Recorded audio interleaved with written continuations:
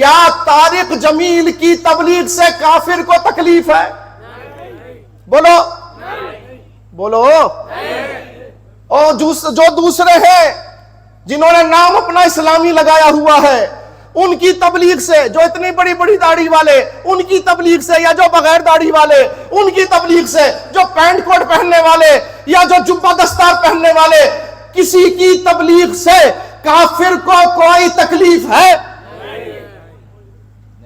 ایک شخصیت ایسی ہے، ایک شخصیت،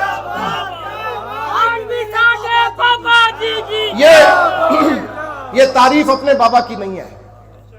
یہ تعریف تو اس لیے ہے کہ تعریف کے لائق ہی وہی ہے. چارہ ہی نہیں ہے اس کے بغیر، گزارا ہی نہیں ہے اس کے بغیر. آؤ میں تمہیں لائیو اس کا تجربہ بھی کرا سکتا ہوں. اکثر لوگوں کے ہاتھ میں موبائل ہوتا ہے، انٹرنیٹ ہوتا ہے، موبائل ہوتا ہے.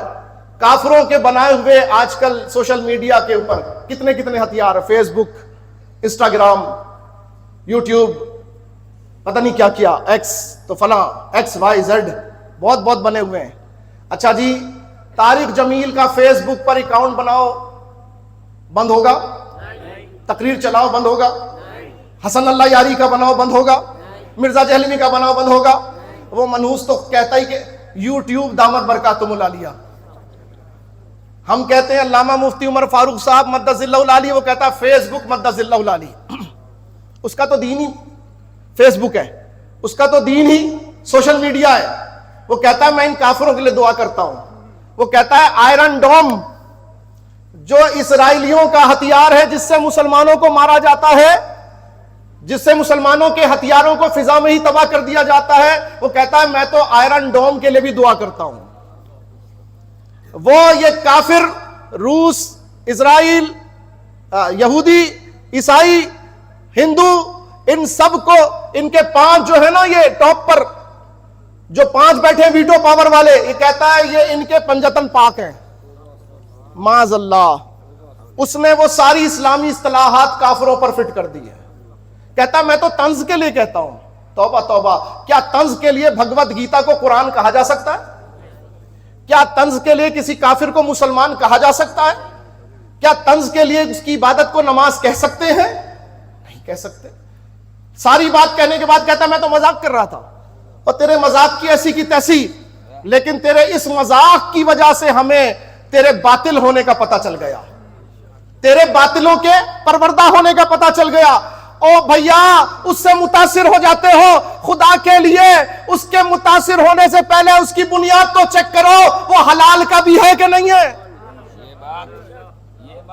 جس کے میک اپ کو دیکھتے ہو متاثر ہو جاتے ہو، جس کے گلے کو دیکھتے ہو متاثر ہو جاتے ہو، جس کے کپڑے کو دیکھتے ہو متاثر ہوتے ہو. ارے دل جھانک کر دیکھو کس کے دل میں وفاداری مصطفیٰ موجود ہے. کون حضور کا غلام ہے، کون غدار ہے، کون دین کا سچا وفادار ہے. تمہیں فیض آباد کے اندر 12,000 شل کے اندر، گولیوں کی بوچھاڑ کے اندر وہ فقیر نہیں یاد آتا کہ جس کی ویل چیئر 1 انچ نہ آگے بڑھی نہ پیچھے ہٹی.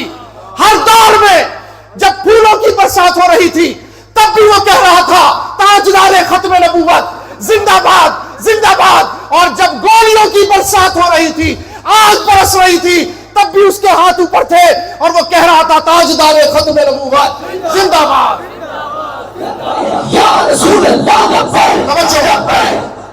تمہیں یہ فرق نہیں لگتا کون ایئر کنڈیشن میں بیٹھا ہوا قرآن کی تلاوت کر رہا ہے اور کون فیض آباد کے اندر گولیوں کی بوچھاڑ میں سرکار کا نعرہ لگا رہا ہے؟ تمہیں فرق نہیں پتا چلتا؟ اب تمہیں اور کیا کر کے دکھائیں جس سے حق واضح ہو جائے؟ اب تمہیں اور کیا کر کے دکھائیں؟ او خدا کے بندوں، ان پر بھی اعتراض کرتے ہو، تمہیں شرم نہیں آتی؟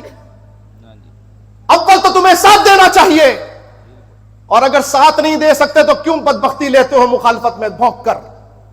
اپنی زبانوں کو روکو، فرق کرو.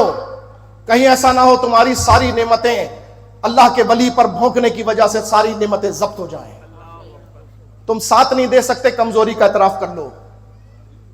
تم بہادری نہیں دکھا سکتے، کمزوری کا اعتراف کر لو. شرمندہ ہو جاؤ، اللہ سے توبہ کر لو، بخشش ہو جائے گی، معافی ہو جائے گی، رعایت مل جائے گی۔ لیکن تم مخالفوں کی صف میں جا کے کھڑے ہو گئے، بتاؤ تمہارا حال کیا ہوگا؟ آج تمہیں دین اور اسلام عمران خان میں نظر آ رہا ہے؟ آج تمہیں دین اور اسلام نواز شریف میں نظر آ رہا ہے، جس کی لڑکی اپنی ماں کی بیماری میں دعا کرانے کسی عالم کے پاس نہیں گئی؟